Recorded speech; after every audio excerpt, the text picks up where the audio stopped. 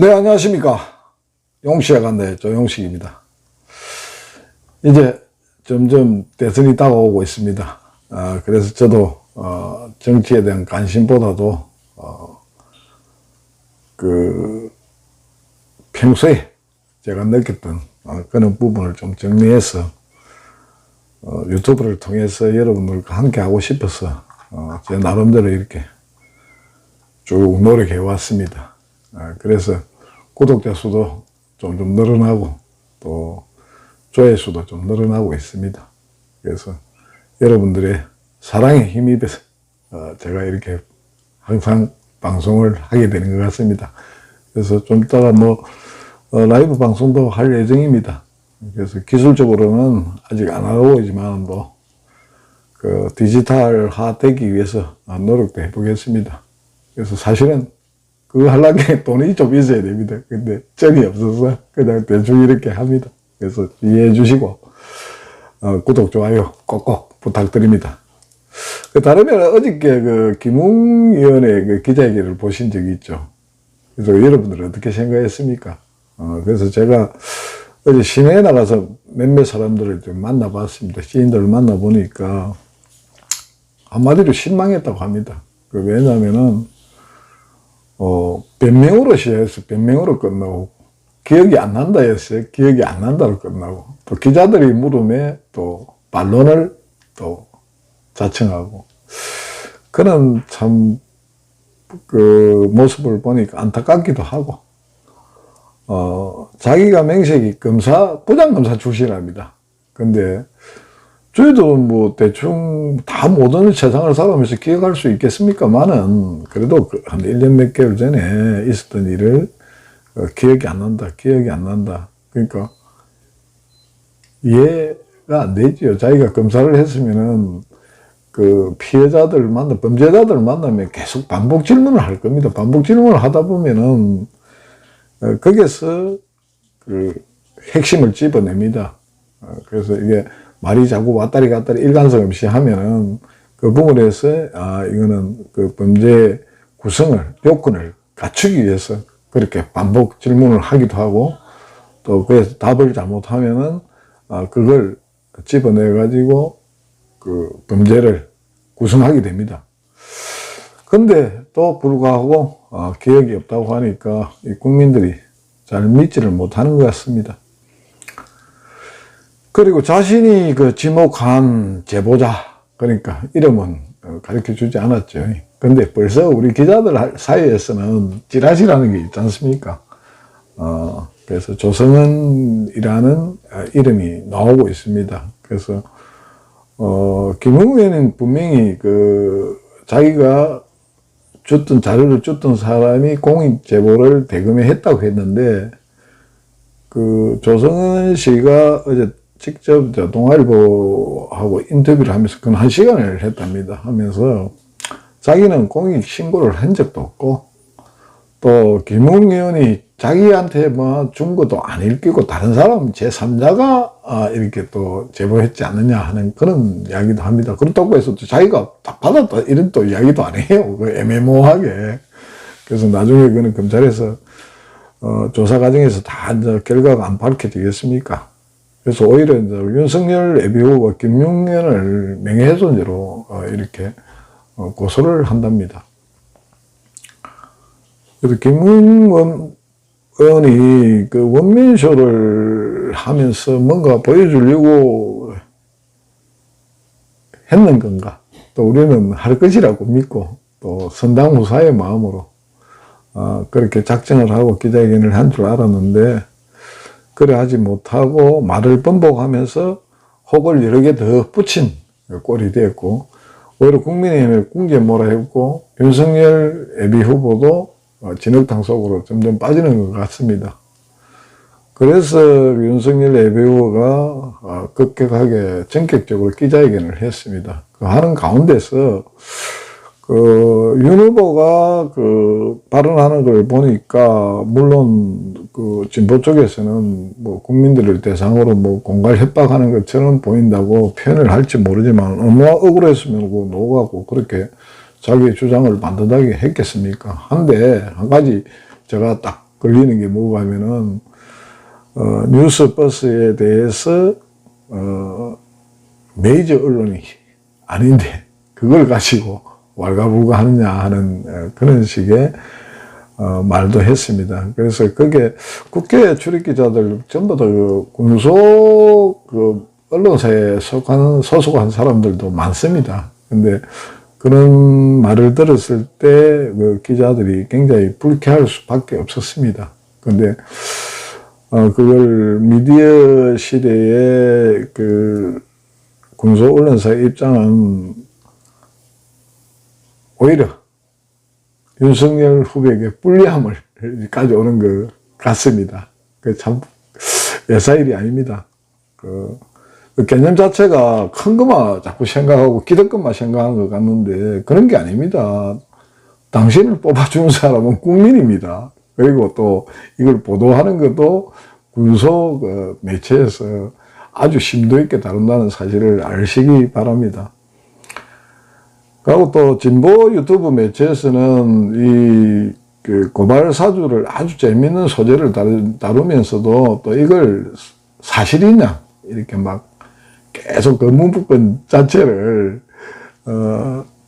보면서 자기들끼리 토론을 하고 있습니다. 근데 이게 뭐 사실인지 거짓인지에 대해서는 아직 뭐 수사를 해봐야 되는데 수사 기관에서 이걸 질질 끌고 가는 그런 경향도 있습니다. 사실 대선을 앞두고. 그래서 이게 언제 터질지 어떤 시한폭탄 같은 겁니다. 그래서 이걸 빨리빨리 진행을 해가지고 진실을 밝히면은 오히려 그 윤석열 후보한테 좋은 결과가 올 수가 있겠습니까? 그럼에도 불구하고 또 전략적으로 이걸 또 이용할 수 있는 그런 부분이 있기 때문에 진짜 이게 걱정됩니다. 걱정되고 또 이에 반해서 보수 유튜버들은 홍준표 예비후보의 지지율이 지금 계속 급상승하고 있습니다. 그러다 보니까 윤석민 또 후보하고 같이 엮어갖고 막 포스터도 만들고 이래가지고 이 부분을 공작 정치로서 정치 압력으로서 이렇게 또 만들고 있습니다. 그 말도 안 되는 짓을 지금 하고 있는지 그게 윤석열 후보로 도와주는 게 아닙니다. 결국은 그 일반 중도층에 있는 분들이나 의식이 있는 보수들은 이런 부분을 보고 과연 그걸 합리화시켜 줄까요? 그 천만의 만만의 말씀입니다. 더 손해입니다. 그런 짓 안 하시는 게 좋을 겁니다. 그리고 맨날 보면은 한 100만 이상 구독자를 가지고 있다는 유튜버들이, 뭐 큰일 났다, 난리 났다, 폭망했다, 어떻다, 뭐 있었는데, 만약에 홍준표 후보가 대통령 되면 진짜 쫄딱 폭망합니다. 폭망이 아니고, 골로 갑니다. 조심하이소. 아이고, 참, 정신 차려야지. 근데, 그렇다면은, 그게 공작사주가 아니고, 정치 공작이라는 걸 당연히, 밝혀야 됨에도 불구하고, 또 대응해야 함에도 불구하고, 맨날 입으로 막, 이게 아니다, 저기 아니다, 뭐, 그러니까 국민들이 지금, 헷갈린다, 아닙니까, 그지? 그러니까, 가짜도 자꾸 들으면 진짜가 된다, 라디에. 그러니까 이게, 이런 걸 가지고 정말 하이에나처럼 같이 목소리를 높이면서 떼창을 하고 있는데요. 홍준표 후보의 지지율이 역선택이 있는 거는 다 기정사실 아닙니까? 여론조사에 나타나고 있지 않습니까? 그거는 인정할 건 서로 인정하던데 이게 실질적으로 밴드웨건 효과로 인해 가지고 지속적으로 계속되면요. 윤석열 후보를 지지하시는 분들의 그 역선택 찾는 그 부분이 결국은 오히려 홍준표 예비후보에게 도움이 될 수 있는 것밖에 없습니다. 그러니까 그 홍준표 대표는 지금 자기가 좋은 일만 있다고 안 합니까? 자기는 앞으로 어찌 보면은 즐기고 있다는 걸 맞을 것 같습니다. 내가 만약에 예를 들어 후보라면은 딱 지켜보고 있으면서 어떻게 하는가 싶어서 다 보고 너무 표를 다 보고 지금 게임을 하는 게나 마찬가지 아닙니까? 근데 그런 어리석은 짓 안 하시면 좋겠고요. 그리고 오늘 또 그 면접, 국민의힘 대선 예비 후보들 면접하는 과정을 쭉 지켜보고, 그 국민들이 잘 평가를 하겠지만도, 그래서 방송 패널들이 아까 전에 제가 텔레비를 봤거든요. 우연히 보니까, 그 김경재 전 의원인가, 그분이 이제 녹았고, 그 윤석열 후보의 그 캠프에 그 중요한 역할을 맡고 있는 분이거든요. 그분이 오히려 홍준표 그 예비 후보에 대한 호불호에 대해서 막 이야기를 하더라고요. 걱정하면서 이래라 저래라. 근데 차라리 지금 구름탱이에 빠지가 있는 그 윤석열 그 예비 후보에 대해서 좀 더 많은 전략을 짜고 대응할 수 있는 방안을 강구해야 됨에도 불구하고, 공개적인 방송에서 놓고 홍준표 예비 후보를 홍보하는 것도 아니고 걱정하는 것도 아니고, 그런 걸 보면서 아, 이분들이 정말 정치하는 사람이 맞는가 하는 그런 생각도 듭니다. 그래서 이게 사실은 그 보수 유튜버와 SNS들이 그 정권 교체의 일망인지, 오히려 그 민주당이 정권 재창출을 돕고 있는 것인지, 그 이중성을 한계를 보고 있는 것 같기도 합니다. 그래서 제가 오늘 그 보수 언론인 그 정규재 주필이 자신의 페이스북에 윤석열은 도저히 방어할 수가 없다라는 글을 한번 소개해 보겠습니다.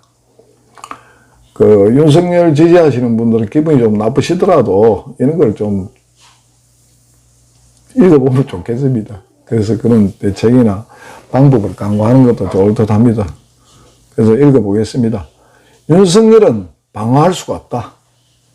정치검사 논쟁은 차지하더라도 문제는 통상의 일반적인 국가관리에 대한 기초 지식조차도 없다는 것이다. 정책 관련 발언을 할 때나 아주 간단한 질문에 대해서조차 답을 내지 못하는 것을 보면 그럴 줄 알았다는 수준도 넘어선다.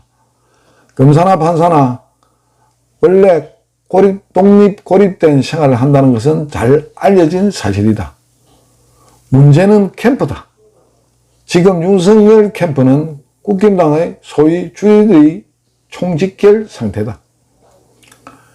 검사 출신들은 거의 여기에 모여 있다. 당내 주류도 그렇다. 지역의 토세력들도 또 그렇다. 이들은 그동안 정권이 바뀌든 말든 권력 노름을 하면서 한가하게 살아왔던 사람들이다. 캠프에는 그래도 관료 출신들이 컨텐츠를 지배하게 되고, 관료들에게서 정치 아젠다를 발굴하는 것은 불가능에 가깝다. 관료는 전문가 조직이요, 합리적 조직이어서 정치의 창조적 균형 파괴적 사고와는 거리가 멀다. 윤석열이 유니콘을 어떻게 키울 것인가 하는 질문에 금융시장을 먼저 육성하겠다고 답한 것은 이분의 사고 수준을 여실히 보여준다. 관료 출신 캠프 인사들에게서 자신이 이해하지도 못하는 정책과 공약을 위탁 가공하여야 하는 윤석열은 조속히 이 혼란을 정리하는 것이 좋지 않겠나. 대통령 자리가 아무리 값이 떨어졌다고 해도 이재명, 윤석열 대선 후보는 실로 대한민국의 모욕적이다 라는 글로 마무리했습니다. 그래서 제가 이 글을 보면서 왜 그 유튜브에 소개를 했냐 하면은 윤석열 지지하시는 분들도 이 조언을, 쓴소리를 분명히 귀담아 들으시라고 제가 소개해드리는 겁니다. 저 역시도 지금 이렇게 유튜브나 SNS를 보면서 이건 너무 심하다. 같은 국민의힘 후보들을 너무 이렇게 편향되게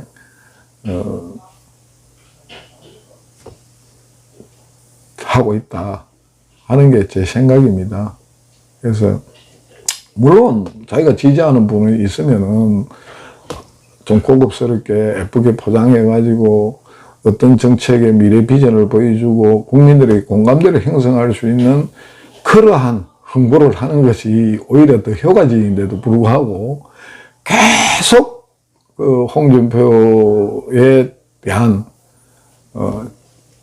비판과 비난과 폄훼 또 그 이수삼 사모님까지 여기 사진을 올려가지고 폄하하고 하는 그런 아주 악질적인 사람들도 보입니다. 그게 과연 물론 그게 윤석열 후보를 지지하는 사람인지 안 그런 분탕질을 하기 위함인지는 모르겠습니다만은 그래서 오히려 이제 그런 게 있으면은 좀 꾸짖어주고 저도 댓글로 그래 합니다. 이런 거 해서는 안 된다라고. 근데 여러분들도 정말 정권 교체를 원한다면은 한마음 한뜻으로 여러분들이 국민의힘의 그 후보자들을 지지하고 지원해야 할 것입니다. 물론 민주당은 정권 재창출을 위해서 나름대로 맡아도 네거티브 안 한다 했다 아닙니까? 그 이낙연 또 후보는 국회의원직까지 자기 사퇴하면서 단호한 결정도 했습니다. 그래서 그게 마타도와 네거티브가 역효과다는 것을 여실히 보여준 해입니다. 그래서 여러분들도 이런 걸 잘 감안하셔가지고 자신이 지지하는 후보를 열심히 홍보해 주시기 바랍니다. 이상입니다. 오늘 방송 마치겠습니다. 감사합니다.